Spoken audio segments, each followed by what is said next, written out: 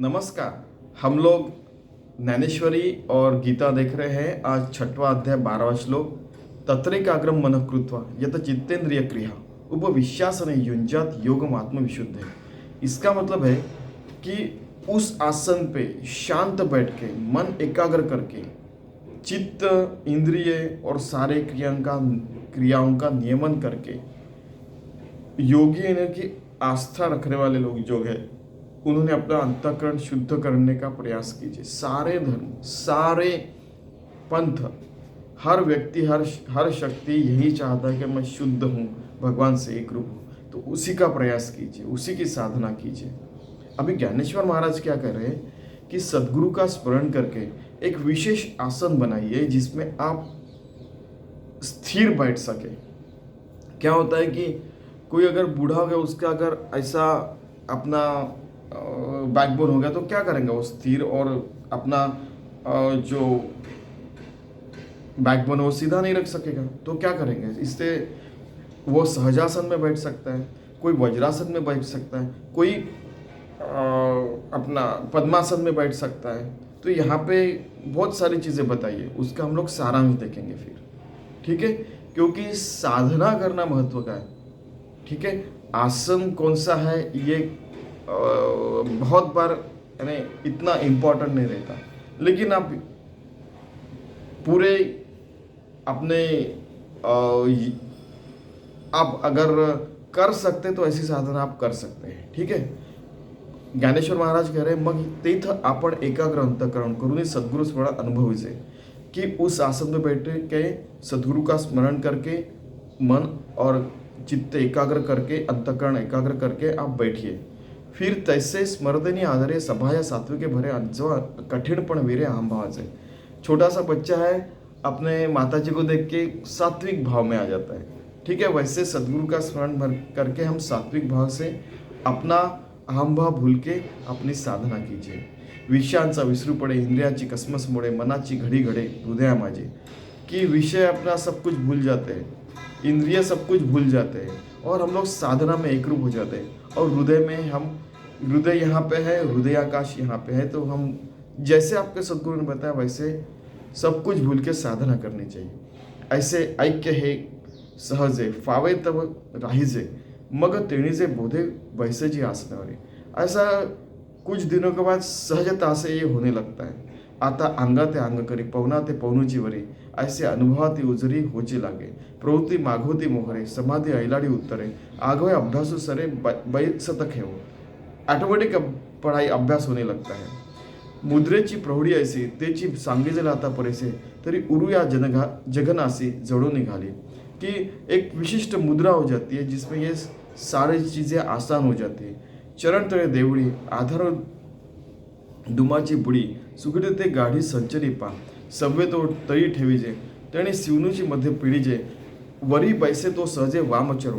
कोई कहता कि अगर पद्मासन लिया तो अपनी हम लोग नीचे में बाया पैर रखना चाहिए और दाया पैर ऊपर रखना चाहिए। फिर स्थिर से बैठ के सीधा अपना बैकबोन रख के फिर कोई कहता है हृदय में देखना चाहिए, कोई कहता है कि नासाग्र में नहीं। ये इसको नासाग्र कहते हैं, मेरे स्वामी जी नासाग्र इसको कहते हैं आज्ञा चक्र, कि नास अगर कि दोनों आंखें और उसके बीच में जो रहता है इसको नासाग्र। और कहीं आंखें आगे में जाके कहते हैं कि आज्ञा चक्र में ऐसे अपना मन स्थिर करना चाहिए। हमारी दृष्टि ऐसे नहीं और ऐसे नहीं करनी चाहिए। मन कहाँ पे उसको इम्पोर्टेंट है। और ऐसा कई इसका जब डिस्क्रिप्शन करते थे तब बोलते थे आखिर में हमारा मन क्या है, कहाँ पे वही इम्पोर्टेंट रहता है। आप कौन सी साधना कर रहे हैं, क्या कर रहे हैं, है कि नहीं, उसका आखिर में अंत क्या है कि हमें योगी बनना है, भक्त बनना है, भगवान से एक रूप होना है, ये भी याद रखना चाहिए। ठीक है, सव्वे तो तळी ठेवीजे तेथे शिवणीमध्ये पिढीजे वरी बैसे तो सहजे वाम चढू गुद मेंढरा आतोंती चारी अंघोळे निघुती ते तर सार्ध सार्ध प्रांती सांडून या माझी अंघोळ एक निघे ते तर टाचेचे उत्तर भागे नेहटीचे वरी अंगे पेललेले उत्तर उचलिले काल नेणीचे तैसे पृष्ठांत उचलीचे गुल्फत व धरीजे तेथे जी माने, कि ऐसे अपने पैर रखे सीधा बैठ के, जिसको हम लोग आगे देखते हैं। मग शरीर संचू पार्था अशेषही पार्था पार्श्वीचा माता स्वयंभू है। अर्जुना ते जाना मूल बंधाचे लक्षण वज्रासन है गौण नाम है ऐसे, उसको हम लोग वज्रासन कहते हैं। वज्रासन ये एक ही ऐसा आसन है कि जो खाना खाने के बाद भी कर सकते हैं हम लोग। तो वैसे साधना वैसा आसन करके विशिष्ट मुद्रा करके सीधा बैठ के हम लोग स्वयंभू स्थिति में रहते कि कोई हमें हिला नहीं सकता, ढुला नहीं सकता और स्थिर रह सकते। कोई योगा पद्मासन कहते हैं, कोई सहजासन में बैठ सकते हैं, जो आपको आपके सदगुरु ने बताया वैसे आसन में बैठने का। कई लोग हैं आखिर में इतनी साधना हो जाती है कि बैठे बैठे नींद में भी, जैसे योग समाधि स्थिति में, नींद में भी समाधि स्थिति हो सकती है उनकी, है कि नहीं। तो बहुत सारी साधना होने के बाद वो हो सकता है।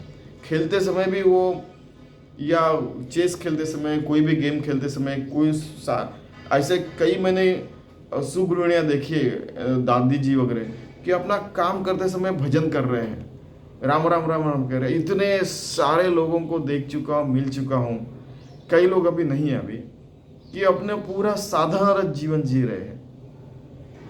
यानी सीनियर मोस्ट ऑफ दिस साधक यू कैन से। ऐसी आधानी मुद्रा पड़े आणि आधीचा मार्ग मोड़े, तेथा अपान वातलीकडे ओढ़ लगे। अपान वायु अंदर जाता है, फिर हमारा मन स्थिर होता है। ये सारी चीज़ें बताई गई। आगे में जाके जो है नासाग्रम के बारे में पहले बता दिया कि ऐसे स्वामी जी कहते, मेरे सदगुरु कहते थे। आखिर में क्या है कि योगस चित्त वृत्ति निरोधा, कि योग से अपना चित्त वृत्ति सारे उनका वो जहाँ पे शांत हो जाते, उस शांति में हमने रहना चाहिए। आखिर में सारे साधनाओं का अंत क्या है? हम लोग योगी बने, भक्त बने, और वो स्वर्ग स्थिति में रह के सारा कर्म ही पूजा ऐसा जिंदगी जिए, और फिर एक फूल जैसा निर्माल्यमय हो जाता है, वैसे हमारा निर्माल्यमय देह भगवान में समर्पित हो जाना चाहिए। उसको जला डाल के फिर उसकी जो रक्षा रहती है वो गंगा में समर्पित हो जाती है, किसी भी नदी में उसका समर्पण हो गया कि बस हो गया। अपने क्या और क्या चाहिए जिंदगी में? एक सुंदर साधारण जिंदगी जी के, हार्मलेस क्रिएचर रह के जीने का, किसी को भी तकलीफ न देते हुए। अगर मजबूरी रहे तो तकलीफ होती है, लेकिन जब आप योगी बन जाते तो हमारी वो जो सेवा करने वाले रहते उनको भी उसकी तकलीफ नहीं होती। इतना भी याद रखने का। फिर क्या है, हम सतत मुक्ति में रह सकते हैं, सतत योगी हो सकते हैं, सतत भक्त रह सकते हैं। तो चलो हम उस मार्ग पे चलते हैं जो हमारे सदगुरु ने बताया है, जो यहाँ पे बताया गया है, और ऐसी अच्छी जिंदगी जी के इस दुनिया को बेहतर दुनिया बना के, क्या बोले, अपनी जिंदगी का सार्थक बना देते हैं। धन्यवाद।